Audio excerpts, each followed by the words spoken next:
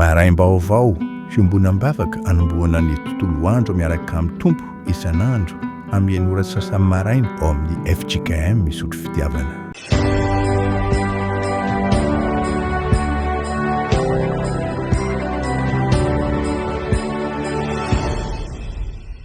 Tsangantsika ny salamo fa 8:100 manomboka eo amin'ny 7:30 hatramin'ny 7:40 no iombonantsika.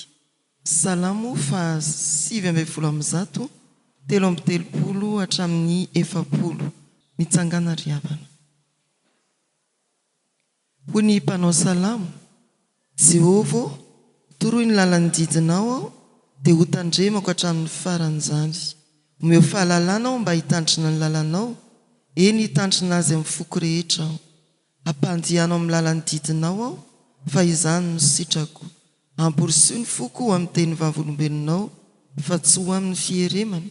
Avolio no masoko tsy hijery zava-poana, velony amin'ny lalanao aho. Tovy ny teninao amin'ny mpanomponao izay matahotra anao indrindra. Esory ny fahafambaraka izay atahorako, fa tsara ny fitsipikao. Indro manana ny didinao aho, velomy amin'ny fahamarinanao. Amen. Ivavaka isika. Indre toy izay mpanomponao Andriamanitro, manodidina ny seza fiandriananao ka mananatra fiderana, manonona fisaorana ary mangataka famindrampo, ny mba tsy anisanao ny fahadisoana vitanay, ny ratsy nataonay, ny tsara tsy tanterakay. Engane ny fanahy masina hampatoky anay, ny famelan-keloka ka hitondra fiadanana ao anatinay. Engane ny fanahy masina hiasan'ny fiangonana izay mivory amin'ny anaranao. Azahoany mamaky ny soratra masina ary hitarika azy ahita ny fahazavanao ao amin'ny teninao. Misaotra Tompo noho ny fiainonao izany vavaka izany izay aterinay amin'ny alalan'i Jesosy Kristy. Amen. Jaona 5:7 hatramin'ny 7:20. Jaona 5 manomboka amin'ny 7:20. Amin'ny anaran'ny Tompo, fa Jesosy namaly azy hoe: ny raiko miasa mandraka ankehitriny ary izaho koa miasa. Nefa vao mainka nitady hamono azy ny jiosy, tsy noho ny namahany ny amin'ny sabata ihany, fa noho ny lazany koa fa Andriamanitra no rainy, ka nanao ny tenany ho mitovy amin'Andriamanitra izy. Ary Jesosy namaly ka nanao taminy hoe: lazaiko aminareo marina dia marina tokoa, ny zanaka tsy mahazo manao na inona ho azy afa-tsy izay hitany nataon'ny ray. Fa na inona no ataon'ny ray dia toy izany koa no ataon'ny zanaka. Fa ny ray dia tian'ny zanaka ka maneho azy ny zavatra rehetra izay ataon'ny tenany, ary asa lehibe noho ireny no nasehony azy mba ho gaga ianareo. Fa toy ny ray manangana sy mamelona ny maty, dia tahaka izany koa no mamelona ny zanaka izay tiany. Fa ny ray aza tsy mitsara olona, fa ny fitsarana rehetra dia nomen'ny zanaka, mba hanajan'ny olona rehetra ny zanaka tahaka ny fanajan'ny ray, izay tsy manaja ny zanaka dia tsy manaja ny ray izay naniraka azy. Amen. Ray masino, manamasinana amin'ny fahamarinana, ny teninao no fahamarinana. Amen. Amin'izao fikasanay andinika ny soratra masin'izao ry Tompo, dia miasa ao anatinay tsirairay ianao amin'ny alalan'ny fanahy masina. Azahoanay mandray ny hevitrao ary manatanteraka izany eo amin'ny fiainanay. Misaotra Tompo amin'ny anaran'i Jesosy. Amen. Dia mbola averina indray ve ny 7:70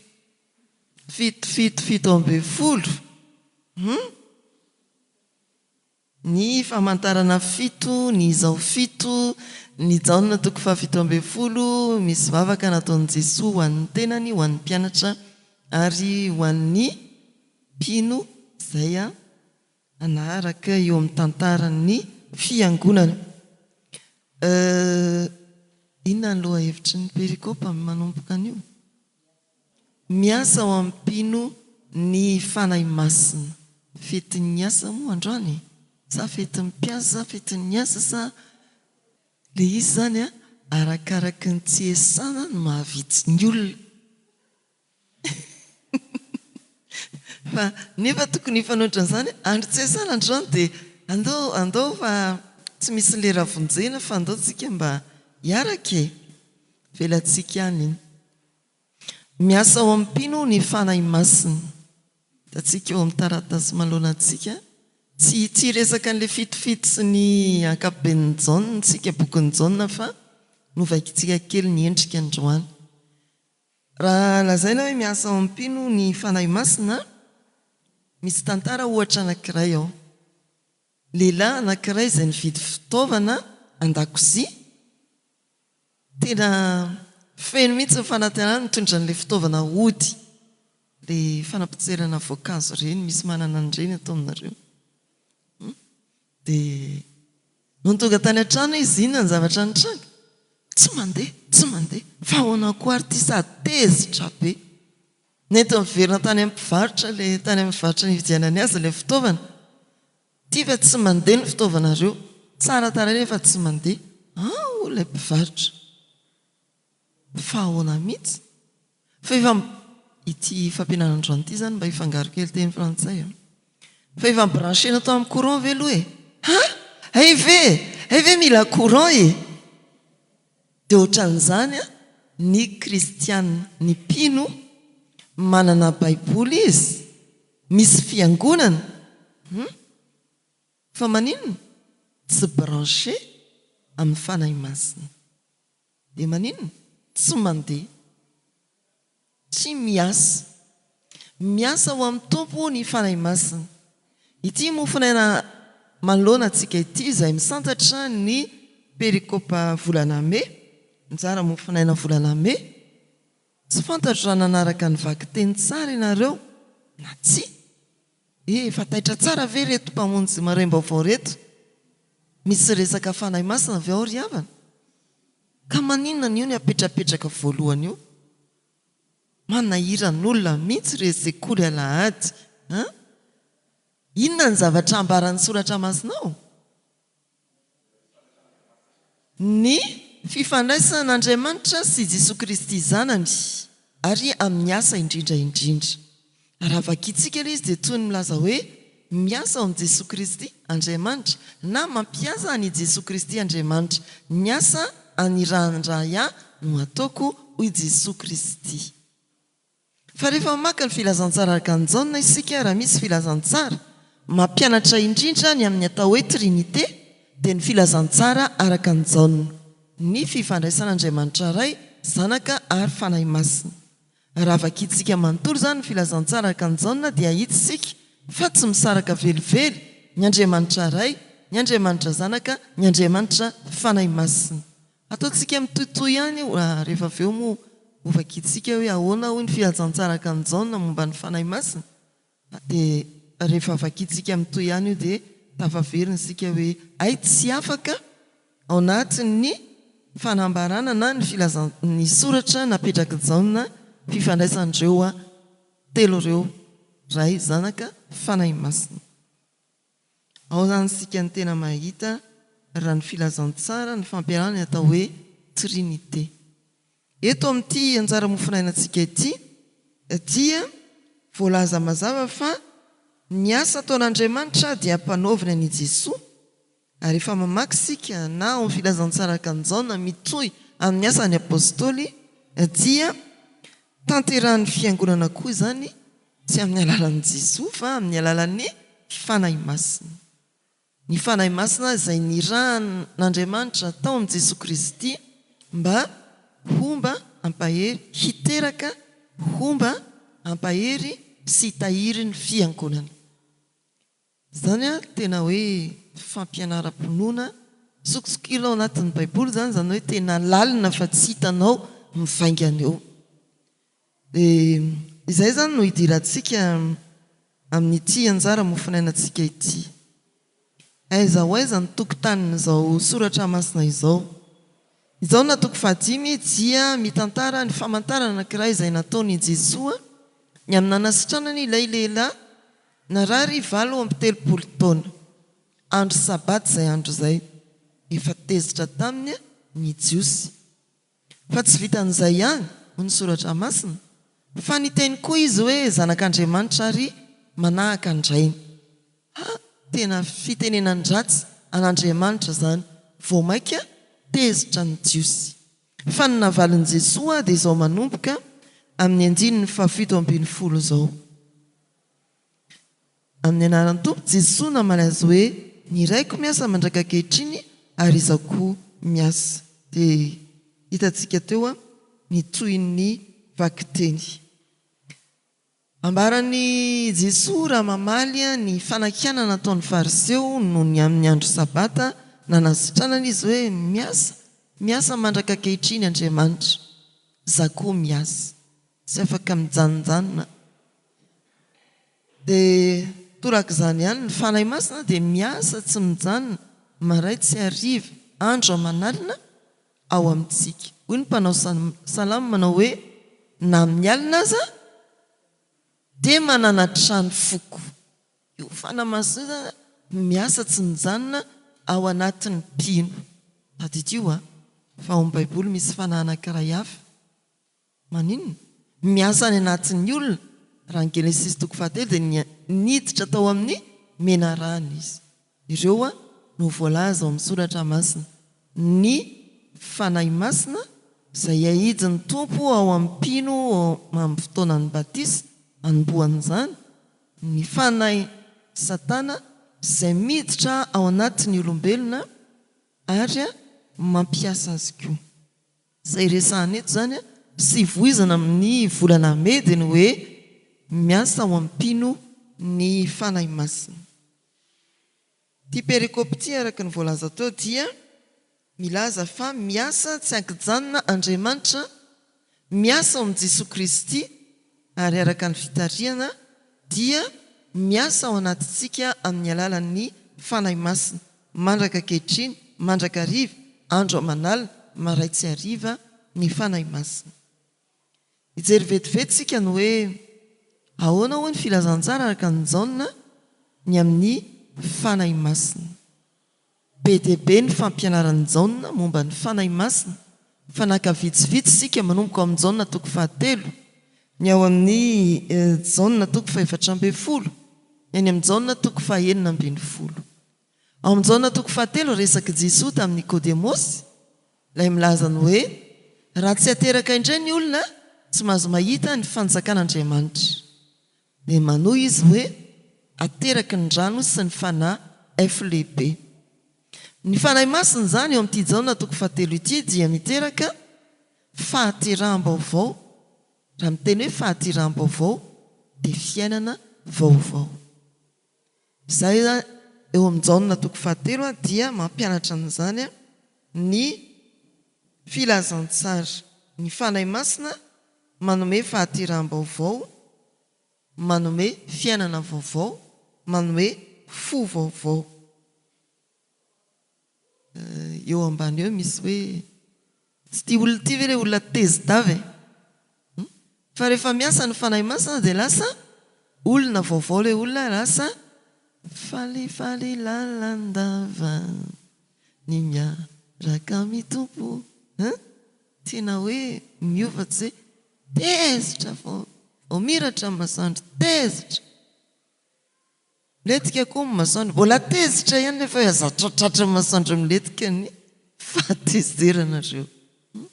Fiovana tahaka izany ry havana no tokony ho voavaky eo amin'ny fiainantsika mpino rehefa nandray ny fanahy masina sika ary miasa ao anatintsika izany fanahy masina izany. Fiainana vaovao, fo vaovao, fahaterahana vaovao. Ny Jaona 4:11 no raisitsika milaza soratra masina io no hoe miara-monina amintsika ny fanahy masina. Tsy mpamangy atsika isaky ny faran'ny herinandro ny fanahy masina hoe amangy amin'ny bebe dadabe hijerany zareo am-piangonanao aloha, tsia fa miara-monina amintsika ny fanahy masina. Nahidin'Andriamanitra ao anatintsika mihitsy aza ny fanahy masina araka ny fampianaran'ny soratra masina. Dia tsy hoe rehefa misy vahiny vao hanadio trano fa satria miara-monina amintsika ny fanahy masina dia madio isan'andro isan'andro isika. Ahoana moa ilay hira? Ty zaho ratsy feo nefa mba te hirahira. Ty diovy aho hoe fanaio. Tena hoe manadio. Io zany a ohatry ny fiainantsika isan'andro, asa moa impiry ianao mamafa-trano isan'andro. Mety hoe ny efitrano fandraisam-bahiny tsy dia misy mpandeha dia mety hoe tsy dia fafanao ve? Fa angamba kosa mandraiky fafy isan'andro isika. Na aiza trano fafantsika fa tsy misy hoe tsy mandraiky fafan-droany. Na ny lakozia ihany aza tena manery anao andraiky fafy isan'andro satria aho tena fetokodiana ny zavatra maro mila fanadiovana. Zany le hoe plongeur moa izy ny piasan'ny restaurant. Tsy mitsahatra maloto sanakely ny sanakely vilia fafana le trano. Zay manery anao andraiky fafa dia tahaka izany koa ny fanahy masina dia toy ny azafady kifafa manadio ny fotsika, tena fitaovam-panadiovana ampiasain'Andriamanitra fa tsy hoe ampiasaintsika mba hanadio antsika. Zay io fanahy masina io miara-monina ary miasa andro aman'alina verina foana, miasa mandraka ankehitriny, miasa andro aman'alina, miasa maraitsy hariva ao anatintsika ny fanahy masina miara-monina amintsika. Io zany tsy hoe takana dia aty misy banky ny fanahy masina aty amin'ny fiangonana, fa izy io tena nomena dia mitombo ao anatintsika ary miaraka amintsika amin'ny alehantsika rehetra daridalana antsika. Zay koa ny idirantsika amin'ny Jaona 9:7 andininy 7:12. Ny fanahy masina dia mitaridalana antsika. Ndeo vakiana kely vetivety zany 16-13 zany ahitantsika azy. Taridalana ny fanahy masina. Mba hisy anankiray amaky azafady. Hitaridalana izy ary raha miteny hoe anambarany ho avy dia tena efa hoe misy fitariana hijerenao ny ho avy. Zay asan'ny fanahy masina. Mitaridalana ny fanahy masina. Mampatsiaro ny tenin'Andriamanitra ny fanahy masina. Ny fanahy raha tonga ny fanahy famarina izy nitaridalana-nareo ho amin'ny marina rehetra, tsy hiteny ho azy izy fa izay ireny no lazainy avokoa zavatra ho avy aza dia ambarany aminareo. Ohatry ny hoe izay asa mpanaoviny iray koa ataoko zay reny dia ho lazainy avokoa. Io ny asan'ny fanahy masina anankiray amin'izay lazainy ny filazantsara araka ny Jaona. Eo misy ohatra hoe rehefa manana ny fanahy masina ny olona dia misy bitsika mangina ao anatiny ao, ohatra hoe te ho tezitra azy amalomafy ny olona anankiray tena manahirana dia ho fanahy masina hoe kalma fotsiny, tony aloha. Na ianao te ho tezitra aza no ny asan'ny fanahy masina ny taridalana dia tony ianao. Ary toetra mahagaga zany volen'ny fanahy masina sy tarihan'ny fanahy masina ny olona hiasan'ny fanahy masina. Ao sika hijery ny texte. Zay zany raha ankapoben'ny atao hoe ny fanahy masina ao amin'ny filazantsara araka ny Jaona izay nambarantsika tany am-piandohanana hoe raha misy filazantsara mampianatra betsaka momba ny fanahy masina, ny Andriamanitra telo izay iray, ny fifandraisany iray, zanaka ary fanahy masina, dia ny filazantsara araka ny Jaona. Fa ao anatin'ny anjara mofinainantsika amin'ity anio ity sika, ny anjara mofinainantsika ny Jaona 5:7 hatramin'ny 7:20. 7:7 hatramin'ny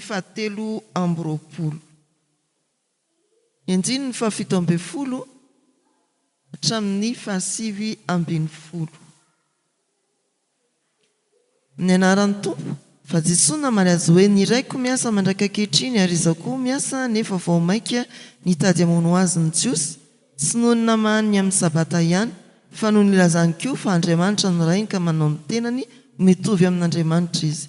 Ary Jesosy namarika nanao taminy hoe lazaiko aminareo marina dia marina tokoa, ny zanaka tsy mahazo manao na inona ho azy afa-tsy izay hitany ataon'ny ray, fa na inona ataon'ny ray dia toy izany koa no ataon'ny zanaka.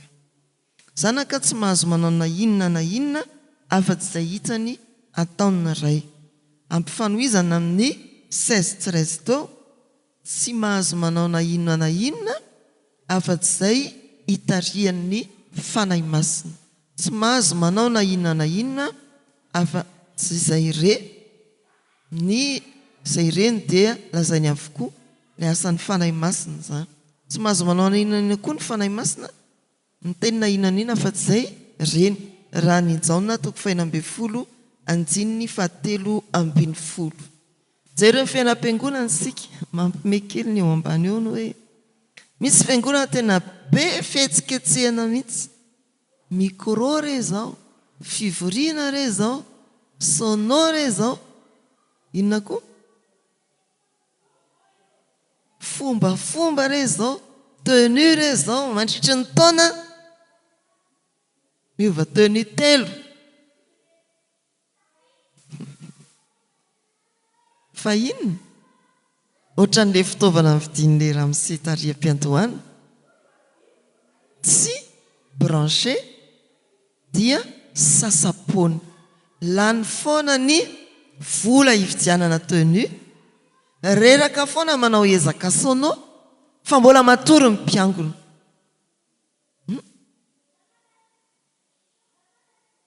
Mamperitreritra zany. Betsaka ny kristianina izay tratran'izany ry havana. Misy ny fiangonana izay tratran'izany. Tsy miasa ny fanahy masina ko amin'izany dia pokaty ny vokatra. Akofa ny vokatra fa tsy tena vary. Nareo zao akofa sa vary? Tsofina dia manino? Miala fotsiny ny akofa fa ny tena vary dia tafatoetra. Dia izay no hoe tena misy fanahy masina ve miasa ao amin'ny fiangonana, miasa amin'ny toriteny, miasa amin'ny fampianarana izay ataon'ny fiangonana ka tsy akofa ny mpivavaka, tsy pokaty ny mpivavaka, tsy miasa-poana na sasa-poana ny fiangonana. Ho tsaroan'ny olona hoe velona ny teny dia manova olona ilay soratra masina toriana ary misy hery mandrisika anompo. Dia mila mandiny teny sika hoe tena miasa ao anatintsika fiangonana ve ny fanahy masina. Misy olona miasa tena ao anatin'ny fanahy masina mandrisika azy, fa misy olona miasa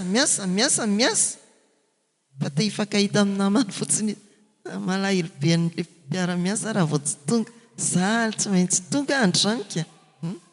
Fa misy karazan'olona tahaka izany dia mila mandinika sika hoe inona marina ny mandrehitra ny fotsika amin'ny asan'Andriamanitra.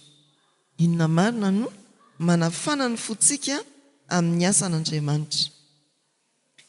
Ny 2:20 izao no voasoratra amin'ny anaran'ny Tompo. Fa toy ny ray manangana sy mamelona ny maty dia tahaka izany koa no hamelomany zanaka izay tiany. Atao amin'ilay perikopa dia nanangana na nasitrana an'ilay lehilahy narary nandritra ny 80 taona i Jesoa. Tahaka ny ray mamelona manangana ny maty dia tahaka izany koa no hamelomana amin'ny zanaka izay tiany. Io moa efa nampianarana tamintsika foana hoe eo amin'ny fiarahamonina araka ny soratra masina dia misy olona maty fahavelony, mirijariza tena matanjaka fa maninona ny fanahany? Maty ny fanahany. Maty ihany izy zany. Efa tafasaraka amin'Andriamanitra izy. Ilay fahafatesana dikany anankiray no efa mbola ao amin'ny azafady. Izany hoe ilay fahafatesana niatra avy hatrany tao amin'ny Genesis 3 tafasaraka tamin'Andriamanitra no ny fahotana ny lehilahy sy ny vehivavy ny hery satria nitanjaka. Io ilay fahafatesana mirijariza ny vatana, mbola tsy nisaraka ny aina sy ny vatana, fa izy efa maty fanahy satria nisaraka tamin'Andriamanitra. Ireo ilay karazana fahafatesana. Dia ilay fahafatesana dikany anankiray fisarana amin'Andriamanitra no lazainy eto. Fa ny Tompo ny soratra masina afaka mamelona ny maty, afaka mampifandraindray an'Andriamanitra amin'ny olona maty fahavelona, afaka mamerina ny fifandraisan'ny olona mpanota amin'Andriamanitra. Ary ao anatin'io dia misy asan'ny fanahy masina. Hitantsika ny hoe misy olona mandeha mihinana miasa mitsika androany zao dia fetin'ny asa. Betsaka mihitsy ny tena mba miala sasatra kely zany mitsikitsiky mandindia any amin'ny fivorim-pianakaviana sy ny sisa. Fa rehefa avy eo dia maninona ihany?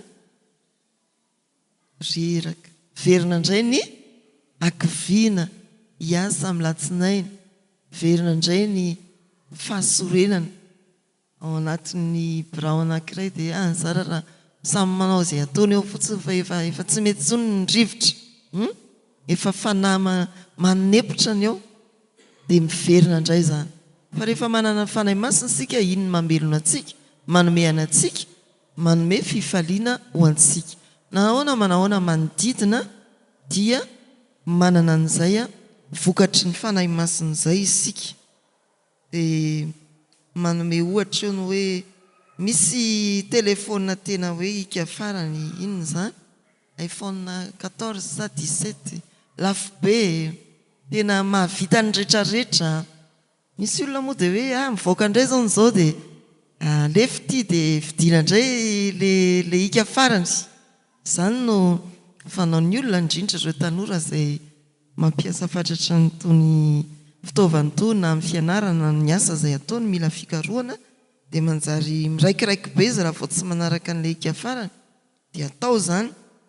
Saingy izao na manahoana herin'ilay telefona rehefa tsy ao ny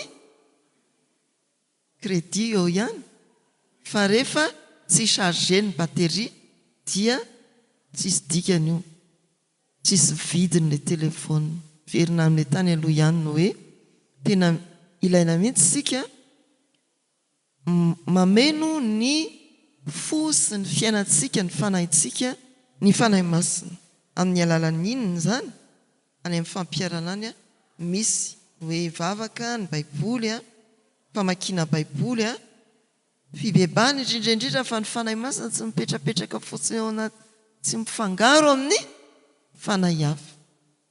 Roany izy aloha zay vao miditra ny roana ny fanahy ratsy, zay vao miditra ny fanahy tsara. Ataovy tsisy nininao ao fa ahoana ho ilay fanahy ratsy? Ohatra ny voafafa ilay trano nefa tsisy mipetraka, andao rangahy anao rodibe indray ary hoe ny soratra masina hoe ny farany ratsy noho ny voalohany. Filazantsara ka ny Luka misy an'izany dia jereo ampovoambony eo fa vita ve ilay devoir hoe Kolosiana ny epistily fifatorana anankiray. Ianareo tsy manao devoir akory efa vitako tery ampivoana tery ampiravana tery ilay izy tamin'iny. Ndao ary zay le hoe ny fanahy masina dia tena miasa ary ilainsika ho feno ny fanahy masina. Vera ny Efesiana 4:4 vokovoko manga. Azahoama midivay ianareo faoka fenona ny fanahy. Tena hoe ohatra isan'andro tsy fantatro ianareo amin'ny telefona miasa mafy ngamba dia tsy maintsy hoe chargé ny isan'andro raha ohatra ny ina izany. Ariva ny andro dia chargé, miasa koa maraina dia ohatran'izay. Fa tena mila an'izany sika. Arakaraky ny asa ataontsika no ichargénantsika. Mamaky soratra masina, feno vavaka ary tsy sasatry ny mangata-pamelana amin'ny tompo mba hahazo laka ao anatsika ny fanahy masina. Andiny ny 2:20 sy 3:20. Ery amin'ny 3:20 mba hanajan'ny olona rehetra ny zanaka tahaka ny anajan'ny indray, izay tsy manaja ny zanaka dia tsy manaja ny indray. Izay naniraka azy. Rehefa miasa ny zanaka, miasa ao anatin'ny zanaka Andriamanitra dia omem-boninahitra Andriamanitra ary omem-boninahitra koa ny zanaka. Omem-boninahitra Andriamanitra ray, zanaka ary fanahy masina. Ny zava-kendrena amin'ny asa vita zany tsy hoe ny amin'ny hideraderanany mpino izay niasan'ny fanahy masina fa ny mba hazahoana manaja an'Andriamanitra, manaja ani Jesosy Kristy. Ninona ataontsika raha ohatra mpitandrina ianao sy ny ankalazana anao no inony fa ny anajana an'Andriamanitra.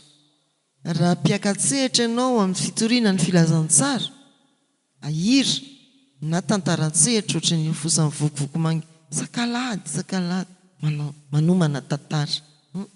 Tsy hijery anao ny olona fa ataovy mahita ani Jesosy Kristy. Tsy hitehaka anao ny olona fa ataovy manome voninahitra any Kristy. Izany ny tanjonsika eo amin'ny asa rehetra izay atao dia mba hanajana an'Andriamanitra, ny hanajana ny olona. Fampiarana ary ho an'ny tenantsika tsirairay avy. Tsy miasa irery isika fa miasa miaraka amin'Andriamanitra ary ny fanahy masina no ahidy ny ampimizara ao anatintsika tsirairay avy. Ahatanteraka ny Korintiana 1:12 manao hoe zarazarainao samihafa ny fanomezam-pahasoavana kanefa ny fanahy iray ihany.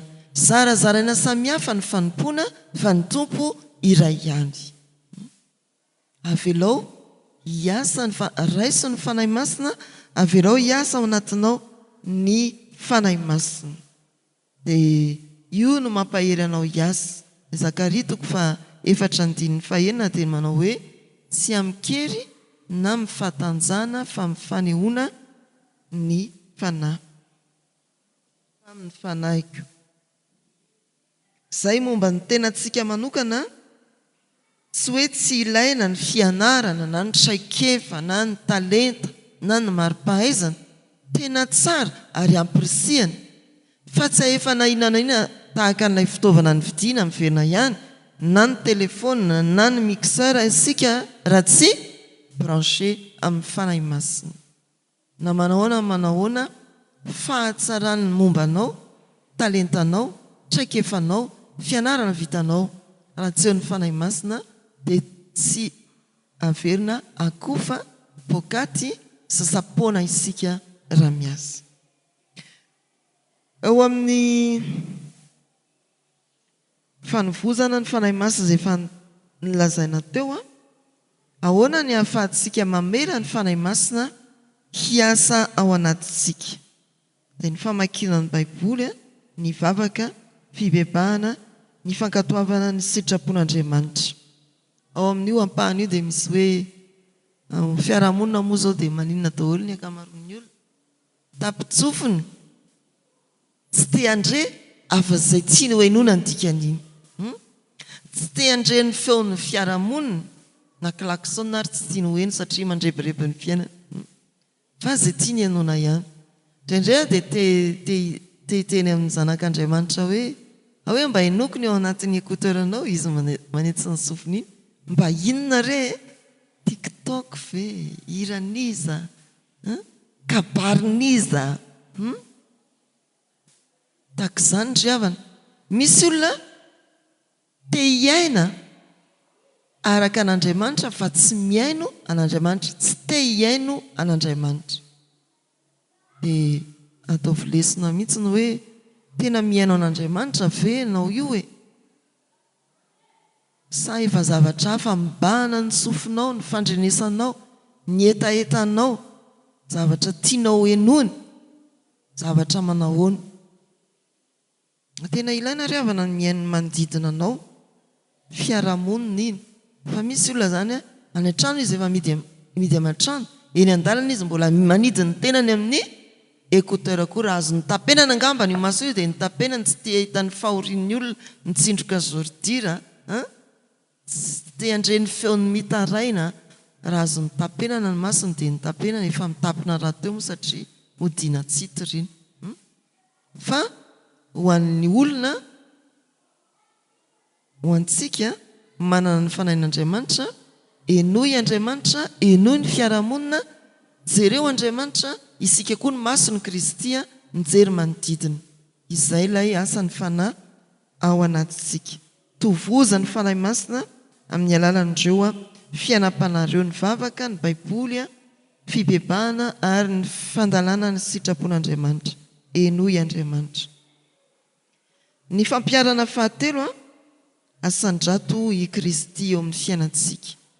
Kendreo zay anajana any Kristy eo amin'ny fiainantsika. Rehefa mifanena amintsika ny olona dia tokony atsapa hoe ny fanenaka nandray fahasoavana avy amin'Andriamanitra izy. Aoka ianao ho mpampita aina, ho mpizara fifaliana araka an'Andriamanitra amin'ny hafa. Mba ho vakivava ny olona hoe efa tena hafa mihitsy ty olona anankiray ty. Olona miavaka ianao izy ny tononkirany mpanakanto. Nde ho faranantsika ry havana. Ho ny soratra masina ny iraiko miasa, izao koa miasa mandraka ankehitriny. Andriamanitra miasa, Jesosy Kristy miasa, ary amin'ny alalan'ny fanahy masina no anehoany miasa tsy tapaka ao amintsika pino. Mbola afaka manova asianao ny fanahy masina mandraka ankehitriny.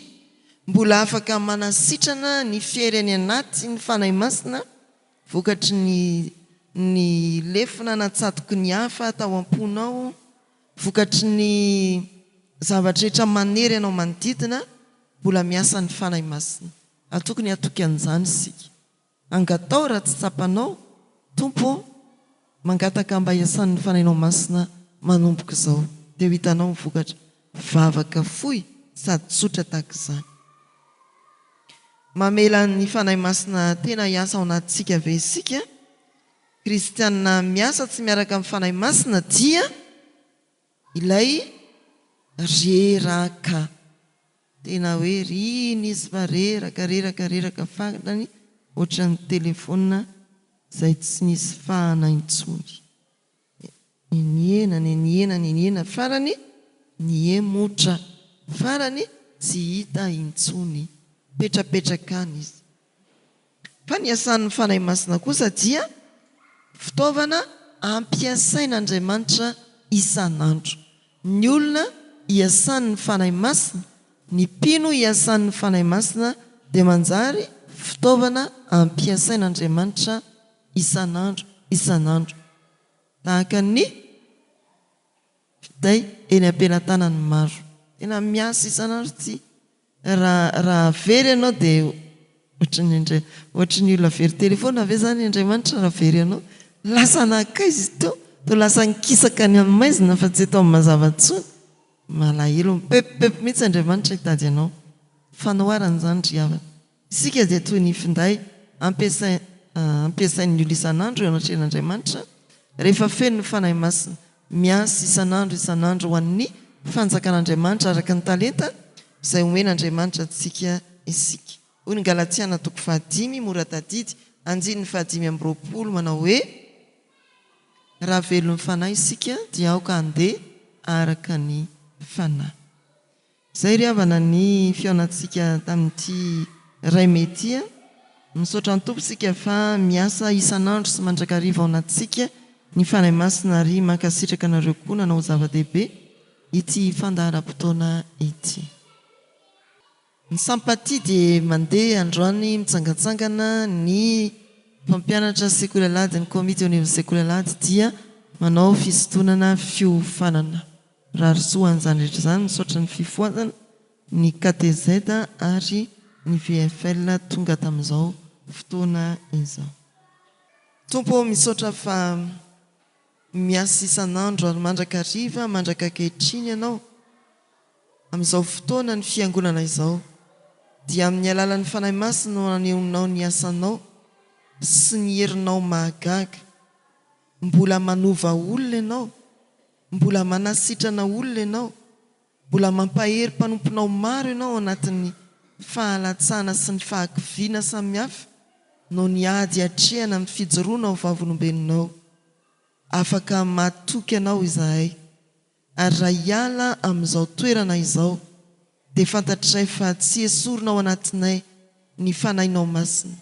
Hitari-dalana anay ny fanahinao masina, hanome anay fiainana vaovao hatrany ny fanahy masina, ary hiara-monina aminay any atokantrano, ny amin'ny sehatra nametrana ao anay ny fanahy masina. Tompo ampitombohy ny finoana ianao, azonay miverona amin'ny teninao izay nirahana eny andinika teto.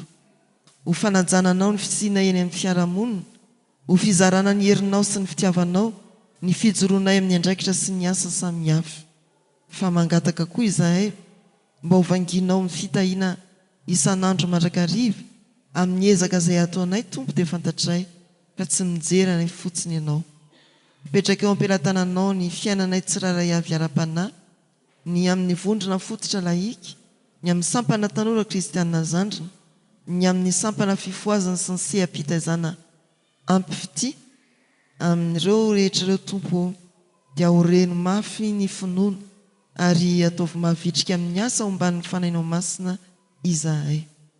Jereo ny firenenay ity andro ity dia atsarovana manokana ireo mpikatrika eo amin'ny sehatry ny asa na miankina tsy miankina amin'ny fanjakana, endreo miasa tena, ireo mikarakara tokantrano azy. Tompo, mba samy fampitsinjo ny mpampiasa sy ny mpiasa, mba samy kendry izay hahavokarana be ny toeram-piasana tsirairay avy, mba hita ny fitarihanao amin'ny alalan'ny fanahy masina, hikendry izay anehoana ny voninahitra, indrindra ny manompo eo anivon'ny fiangonana na aiza na aiza na iza na iza. Dia ataovy mahatratra anay tompo ny tananao hitantana anay amin'ny fandaharam-potoananay amin'ity tontolo andro ity. Ny fiainako avinay dia mbola ho tarihanao ary fantatray fa ny tanjonao dia ny anananay ilay fiainana tsy manam-pahataperana miaraka aminao isan'andro mandrakariva. Tovy aminay ny fikasanao dia manonona vavaka ho an'ireo ankonanay izahay, ny vady, ny zanaka manjafy, na iza na iza, ny farany lavitra sy ny farany akaiko. Atambatray ny vavaka amin'ny ampianarin'i Jesosy manao hoe: Rainay izay ny an-danitra, ho amasinina ane ny anaranao, ho tonga ane ny fanjakanao, atao ane ny sitraponao ety an-tany ho tahaka ny eny an-danitra. Ho anay ny anana sahaza ao anay, ary mamelany herokay tahaka ny amelanay izay meroka taminay. Aza mitondra anay amin'ny fakapanahy, manafahanay amin'ny ratsy, anao ny fanjakana sy ny hery ary ny voninahitra mandrakizay. Amen. Raisoary ny tsodrano izay tonona sy atolotra amin'ny anaran'ny Tompo. Jesosy Kristy tompontsika sy Andriamanitra raintsika izay efa tiantsika ka manome antsika fampiononana mandrakizay sy fanantenana tsara amin'ny fahasoavana, no hampionona ny fonareo ane sy hampahery anareo amin'ny asa sy ny teny tsara rehetra. Amen.